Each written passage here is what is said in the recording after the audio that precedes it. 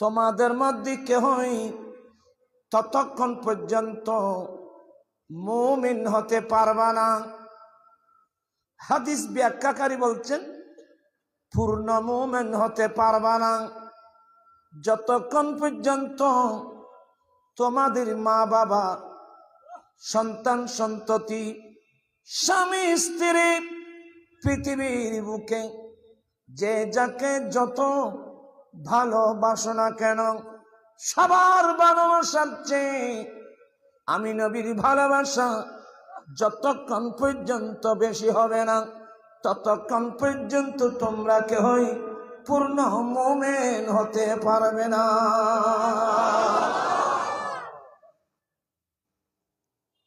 সবাই শিক্ষিত লোক।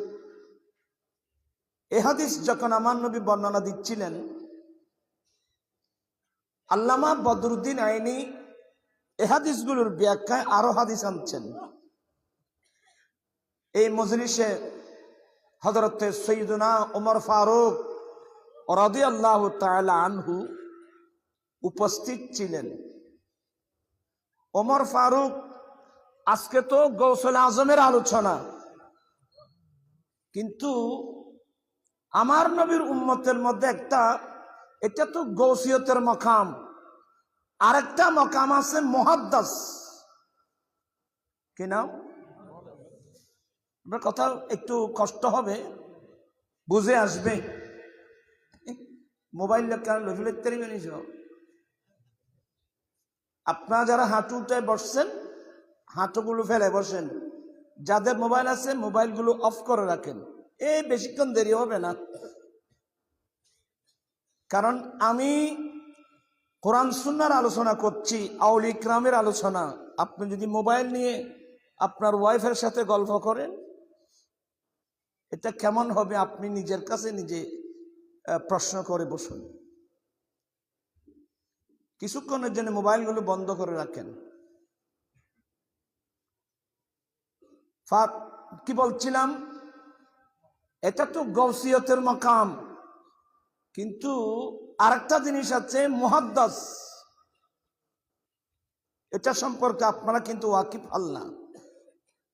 আমার নবীর সাহাবায়ে কেরামদের মধ্যে একজন সাহাবার উপাধি মুহাদ্দাস, উনি হচ্ছেন ফারুক আজম।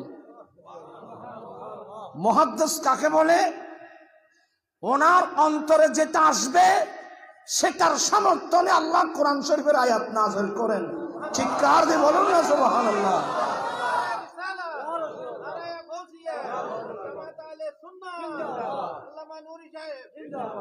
মুহাদ্দাস, এটা কোনোদিন শুনেন নাই, শুনলেও মনে নাই। মুহাদ্দাস ফারুক আজমকে বলা হয়, যার অন্তরের মধ্যে আল্লাহর পক্ষ থেকে ইলহাম হয়, ওনার অন্তরে যেটা আসে সেটার উপর আল্লাহ কোরআন শরীফের আয়াত নাযিল করেন। এটা অনেক বড় মাকাম। এই মাকামে যারা চলে যায় সারা পৃথিবী তাদের নির্দেশ মানতে বাধ্য। যেমন আপনারা কি ভালো করে বসছেন? ওই এবার ফাঁকাটা একটু দিতে পারেন কিনা দেখেন, ফাঁকা একটু কমাই দিবেন। আপনারা বিরক্ত হবেন না তো? আমি তোমার সাউন্ড বক্স দিতাম বলছি না তো, লাইন দিলে একটা সাউন্ড বক্সত আওয়াজ হইতো। একটু কিন্তু স্টেপ করলে ভাই হতে ওয়াজ কেন আরো হসায়। আল্লাহুম্মা সাল্লি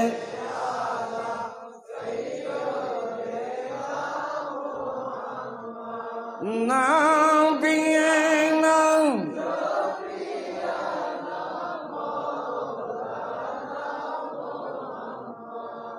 বিরক্ত হবেন না।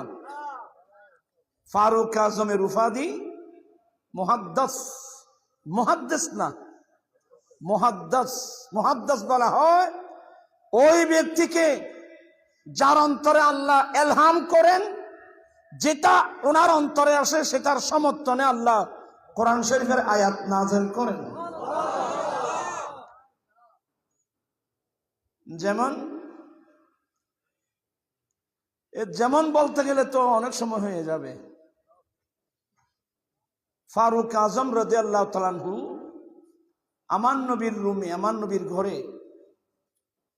যখন পর্দার আয়াত নাজেল হন নাই, নারী জাতির উপর পর্দা ফরজ না?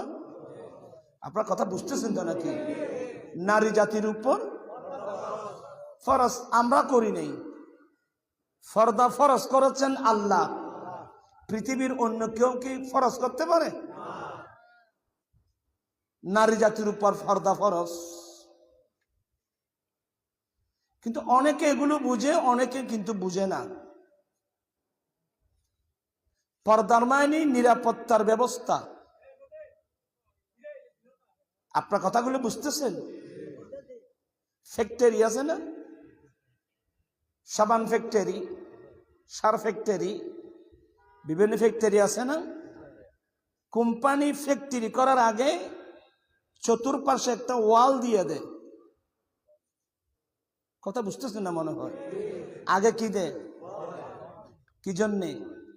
আমি ফ্যাক্টরি দিচ্ছি, এখানে মাল আছে, যেখানে মাল আছে ওখানে চোর আছে, ওখানে ডাকাত থাকবে। ওয়াল মানে নিরাপত্তার ব্যবস্থা।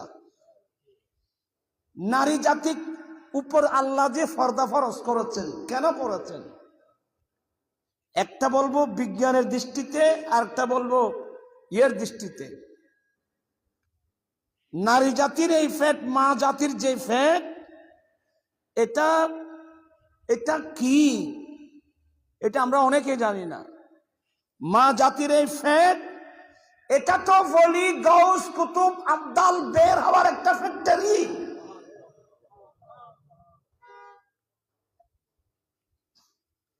উগো নারা দাও না,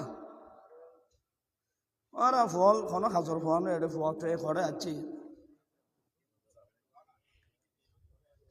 না, না এটা মনে তোমার ফল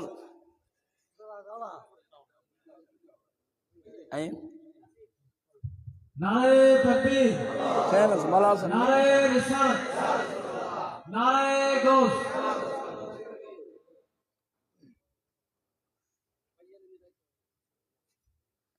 ইয়া একান শেয়ার দিলি বানানো হইতো, হ্যাঁ কষ্ট না না আই নিচে বসতাম। আর তো এখন বয়স যেতে বাড়ি গিয়ে গই।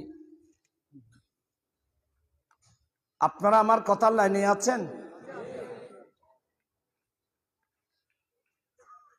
নারী জাতির ফ্যাট, এটা ওয়ালি গাউস কুতুব আবদাল বের হওয়ার একটা ফ্যাক্টরি। গোসে পাক মায়ের ফ্যাট দিয়ে আসে নাই? গোসে ভান্ডারি কথা বলছেন এখানে? আল্লাহ ডাইরেক্ট আসমান থেকে ফেলছে না মা বাবার মাধ্যমে আসছে?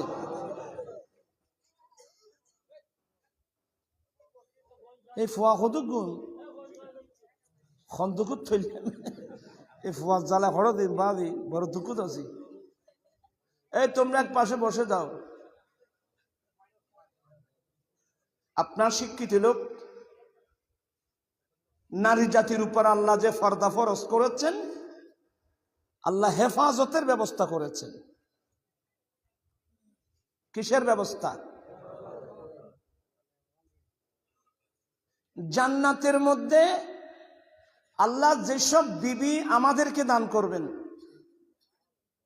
জান্নাতি মানুষদেরকে আল্লাহ জান্নাতি বিবি দিবেন না? এদের নাম হুর। এদের নাম, এদেরকে হুর বলা হয়। তো হুর সম্পর্কে আল্লাহ কোরআন শরীফে কি বলছেন? লাম ইয়াতমিসহুন্না ইনসুন ক্বাবলাহু ওয়ালা জান। আছে না অবস্থা? আছে না? ওই আর ভাই তো আছে, আপনি আর কানে ইয়াদ করি দান করিব আয় তো অবস্থা আমন ঠিক আছে না? আয় বুদ্ধি দিবে। আল্লাহ বলেন জান্নাতের মধ্যে যে হুর দান করা হবে,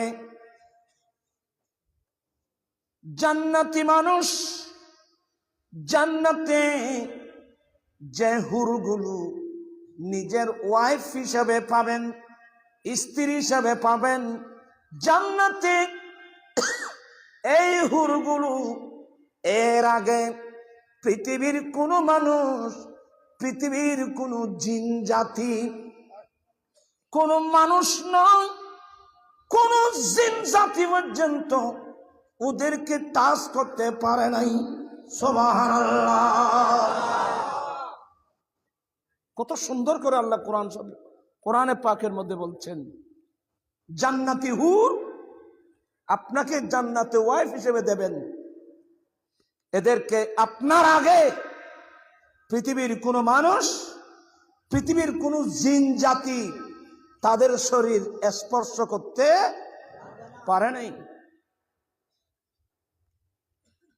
এই জন্যে দুনিয়াতেও যারা, যে সমস্ত মহিলা এইভাবে আল্লাহর কানুনকে শ্রদ্ধা করে নিজের সতীত্বকে নিজেকে সংরক্ষণ করতে পারবে, ওই ফ্যাক্টরি দিয়ে অলি বের হবে, কুতুব বের হবে, আবদাল বের হবে।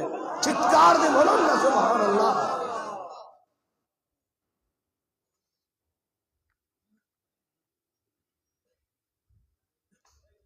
পারদামানি হেফাজত।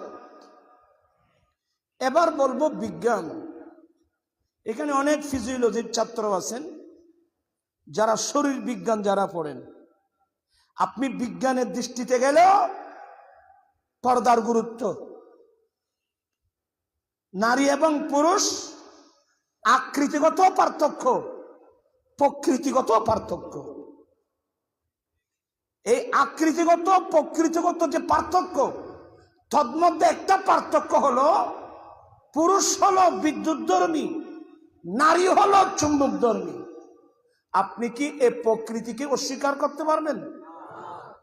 আমাকে বলেন, আপনারা এই প্রকৃতিকে আপনি অস্বীকার করতে পারবেন? পুরুষ বিদ্যুৎধর্মী, নারী চুম্বকধর্মী, এই দুই প্রকৃতির মানুষ একসাথে চলতে পারে না। যে কোনো মুহূর্তের মধ্যে অ্যাক্সিডেন্ট করার সম্ভাবনা আছে। এই জন্য